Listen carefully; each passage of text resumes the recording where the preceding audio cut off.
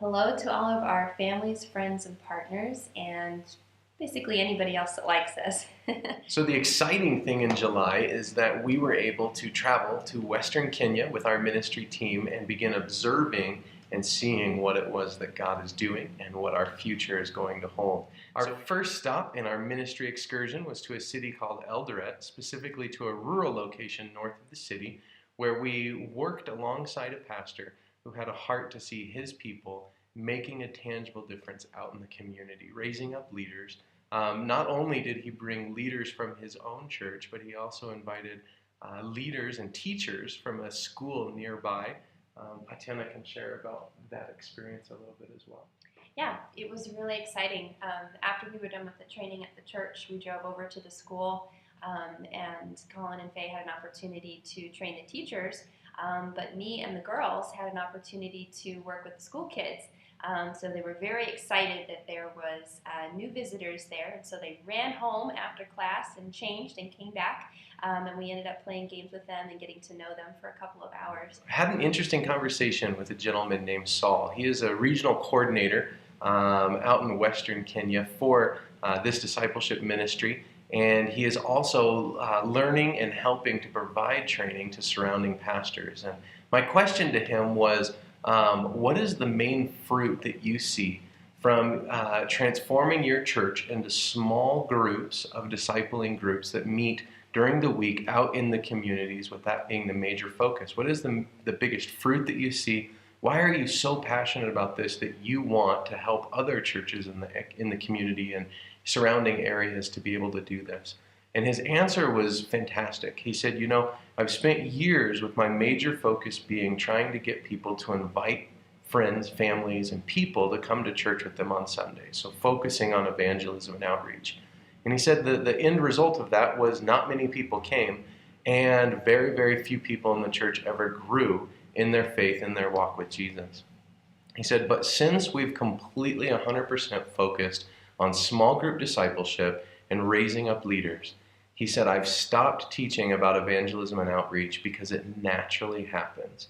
As people are tangibly walking in the communities, living out their faith and bringing the love of Jesus, others are naturally coming to it. He said, when I focused 100% on evangelism and inviting your friends to church, we didn't have very much happen. But when we focus 100% of living out our faith in community, in the neighborhoods, evangelism is the natural byproduct. He said, I never even teach on it anymore because we continue to grow.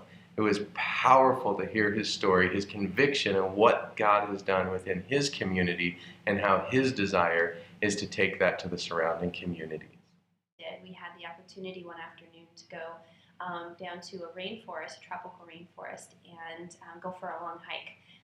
The next stop, after an afternoon of rest, we went to a small city, a small place called Ugunja, fairly close to the Ugandan border. And here, this was an exciting one. This was a pastor over several churches that had caught on to the vision of discipleship so much that he invited leaders from 9 different churches to meet in this small city for 2 days to begin exploring and talking about the leadership skills that are needed, the tools that are needed, and the passion behind why small group discipleship, meeting within the community, is creating a ton of transition or a ton of transformation. So one of the testimonies that came from this particular training that was most powerful for me actually came towards the end of the training when we did the cell experience. And that's where Colin and Frey break out a group of people, and we do basically a sample small group so that they can see how it works. And during that time, there was a portion of it where she asked a particular question. It was a spiritual/scriptural question that kind of leads people into further discussion and kind of opening up their hearts a little bit more. And surprisingly, in response to this question, there was a gentleman that shared a story about being falsely accused of robbing a store when he was actually the guard at another store, and he was actually helping to protect that store. And it ruined his reputation, it hurt his family, it did a lot of damage in his community and for him. And he shared that story. But as we kept going through the cell experience, there was another gentleman in the group there that looked very disturbed. He looked very upset about something, very convicted. And he ran over to the pastor and said something to her, and she came over and talked to Faye, and Faye said, "Okay, let's just stop for a second." And so we stopped, and the gentleman started to share his story. And as it turned out, this man had been running for 3 days from the authorities because he had also been wrongfully accused. And he was really struggling, trying to understand why this had happened, where God was in all of this, what his community was, who his support was. And he had managed to make it to this town with no food, no shelter, nothing, and made it into this church where the training was happening. And he sat through this whole training and really just felt the love of God and realized that that there's power in community. There's power when we get outside the walls of the church and get into the communities, and really we were able to be there for each other. But it was just powerful to see the Holy Spirit move and to realize that these are not just trainings. They're not just, it's not just passing on information so that people can do the ministry. The trainings in and of themselves are the ministry. And God handpicks each and every person to come to these trainings for his own purposes to accomplish what it is that he's accomplishing in their lives.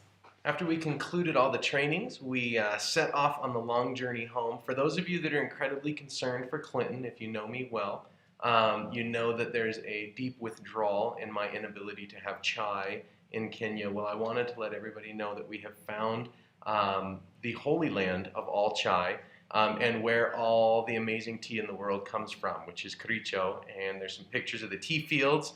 But don't worry, I have the best chai in the world now, so that's going to be fantastic.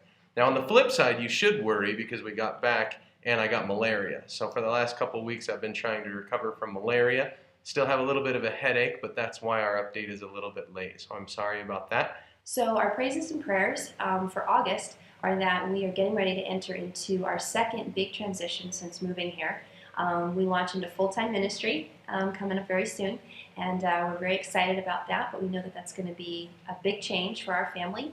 Also at the same time, Ellie launches into full-time school, so she's going to be starting kindergarten here around the same time, and she's very excited. She's also very nervous, and it's going to be a big change for her because she'll be gone 5 days a week. And it's going to be a new place and new people. So we would absolutely love your prayers for that as we transition. One more prayer request. We were just made aware of one of our partners being diagnosed with bladder cancer. And so we're asking every one of our friends, every one of our partners to join us in praying that God has a mighty testimony and that this individual would be surrounded with love through this process as well. We want to share some praises. Last month we shared that due to some partners having a hard time, we were actually running about $600 a month negative. We want to celebrate that actually through some of our friends at 2 different churches, as well as some of our partners feeling that the Lord asked them to step up, we are actually not negative at all anymore. And not only that, different people were moved to help out just a little bit, and it made up all of the gap that we've had and experienced since we've been in Kenya as well. So thank you to God, and thank you for every person and organization and community that's listening to the Lord and walking alongside us.